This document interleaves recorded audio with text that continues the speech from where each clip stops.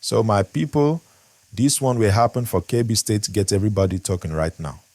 The whole place they in serious tension after some suspected bandits went to Bagudo area and kidnapped the deputy speaker of the Kebbi State House of Assembly.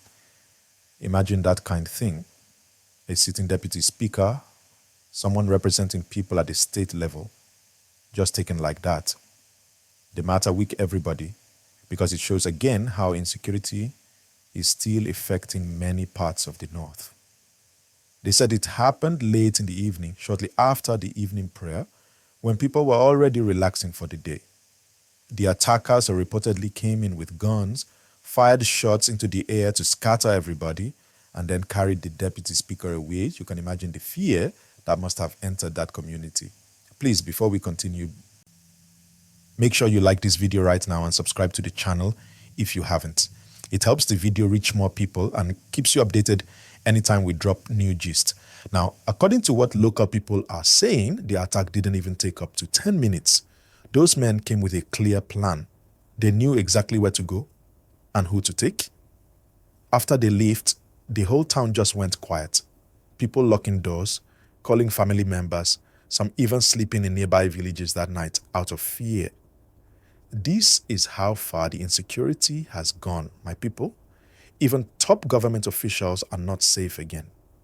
The police in Kebbi confirmed that the abduction happened and said they have already started a search and rescue operation.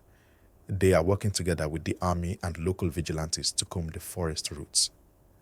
They are confident that they will rescue the deputy speaker safely. Let's hope that will happen soon. And again, please, if you are watching right now, just pause small and click the like button. It really supports this channel and helps more Nigerians hear what is going on. Now let's talk about the area where this thing happened, Bagudo. That's a border community close to some other states and even near the Niger Republic side. The terrain there is not easy.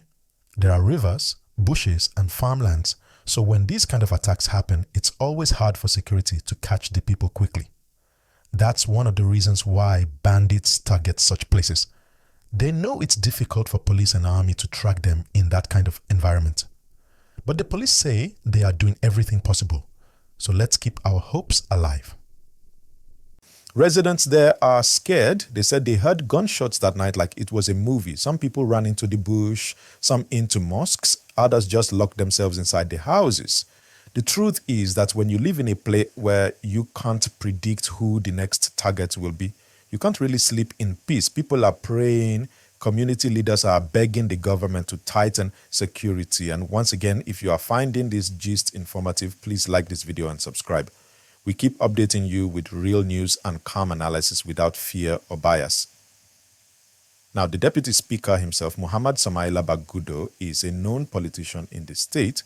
He's not just a random person, he's someone the people know and respect.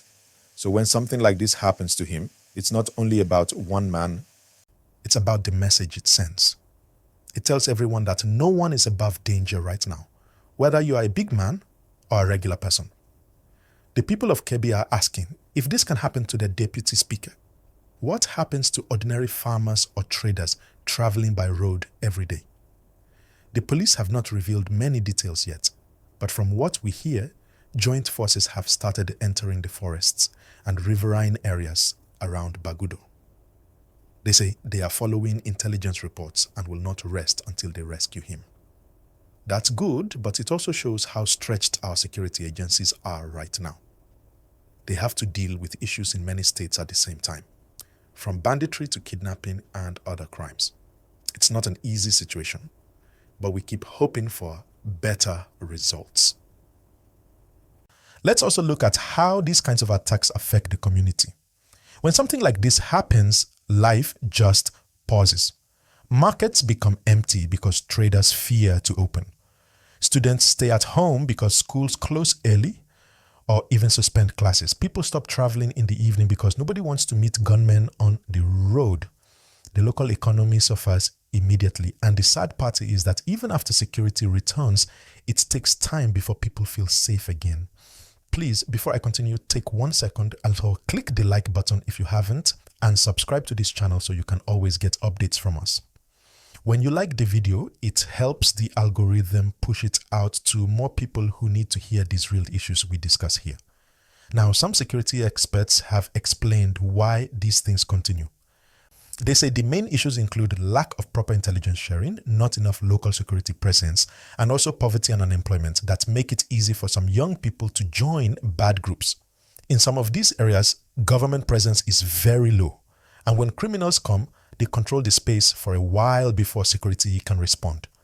That's why it's important that government invest not just in guns and patrols, but also in creating opportunities for youths, because idle hands can easily be used for bad things. Many Nigerians are now asking serious questions. They say, if a deputy speaker can be kidnapped, who will be next? They are also asking what new steps the federal and state governments are taking to secure lives and property, because the people are tired of hearing search and rescue every week without real results.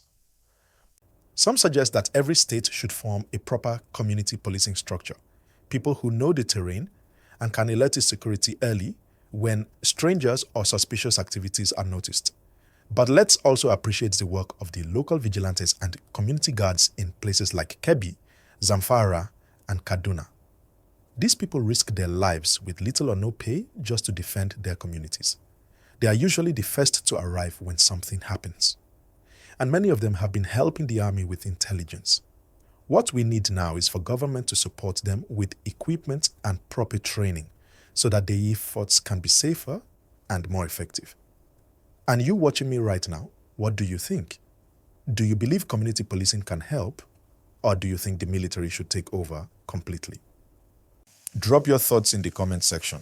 And please, again, like this video so more people can join this conversation, and subscribe if you love hearing real-time Nigerian updates explained in simple English. The emotional side of this issue is heavy too. You can imagine the pain his family is going through now. His wife, his children, his close friends, all praying and waiting for any update. Every phone call they receive now must make their hearts skip. That's why we all need to speak with compassion and avoid sharing unverified stories that could bring confusion or harm the rescue mission. When these kinds of sensitive issues happen, rumors can do more damage than the real event, so always double check before you post or forward anything. So far, security teams have been deployed to major routes connecting Bagudo with other areas. They are said to be checking vehicles, monitoring riversides, and searching known hideouts. The police also called on residents to report any suspicious movement immediately. That's a positive move, but it shows how alert everyone must be now. In times like these, communities must work closely with authorities. It's the only way progress can come faster. My people, this issue also brings a big question.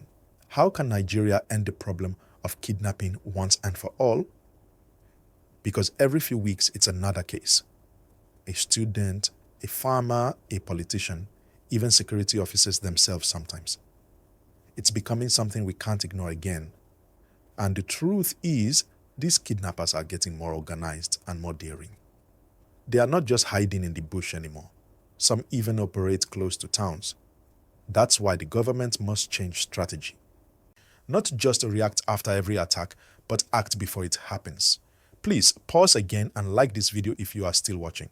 It really helps the video grow and tells YouTube that this story matters. Also, subscribe now so that when we bring the follow-up gist, like when the deputy speaker is found or any new update, you will be the first to see it. Now, the people of Kebbi are also showing solidarity. Religious leaders have been praying in mosques and churches for his safe return.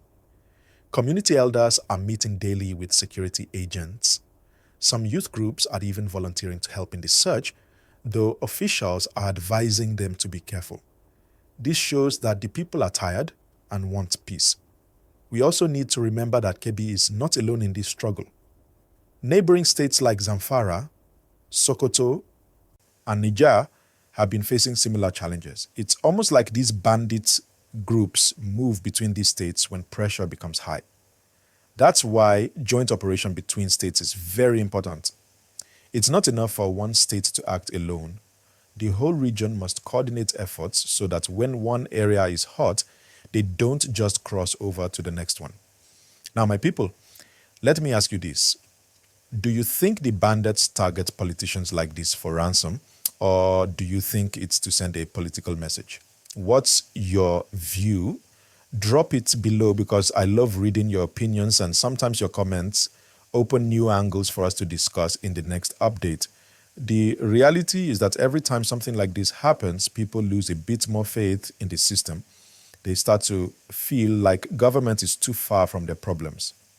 But I always say, change will only come when we continue to demand accountability in a peaceful, constructive way. If we all speak up, support law enforcement, and stop glorifying violence, things can start changing gradually. Security is everybody's responsibility, not just police or soldiers. And I must say, our media too must be careful in how they report these things.